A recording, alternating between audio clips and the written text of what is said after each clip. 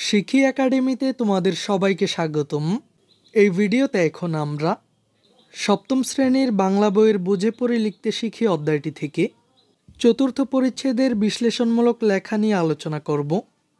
বিবরণমূলক লেখায় কোনো বস্তু, বিষয় বা ঘটনার বিবরণ থাকে, আর তথ্যমূলক লেখায় কোনো বিষয়ের তথ্য উপস্থাপন করা হয়।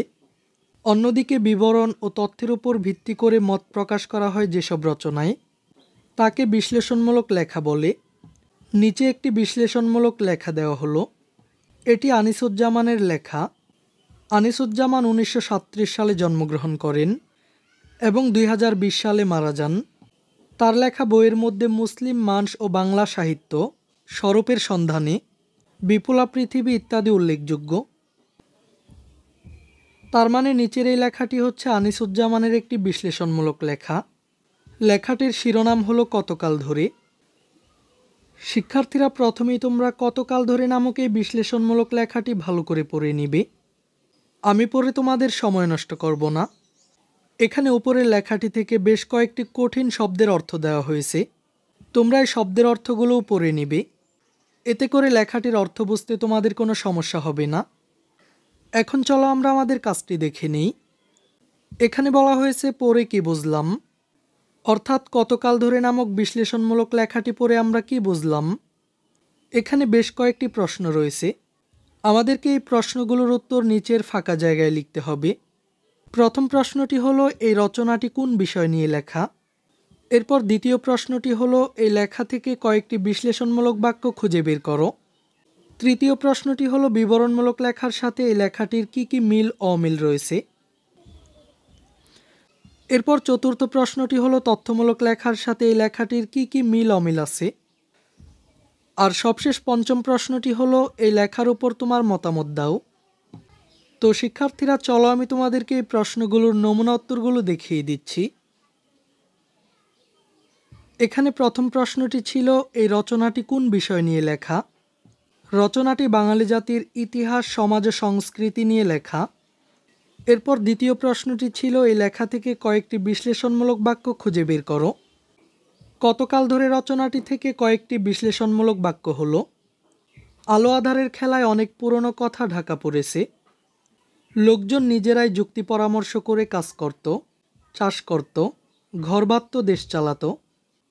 কত লোকলস্কর বহাল করা হলো, কত ব্যবস্থা, কত নিয়মকানুন দেখা দিল। মৌর্য, গুপ্ত, পাল, সেন, পাঠান, মুঘল, কোম্পানি, রানী, এদের কাল শেষ হয়েছে।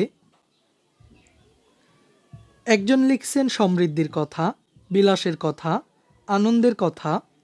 আরেকজন ছবি আঁকছেন নিদারুণ অভাবের, জ্বালাময় দারিদ্র্যের, অপরিসীম বেদনার।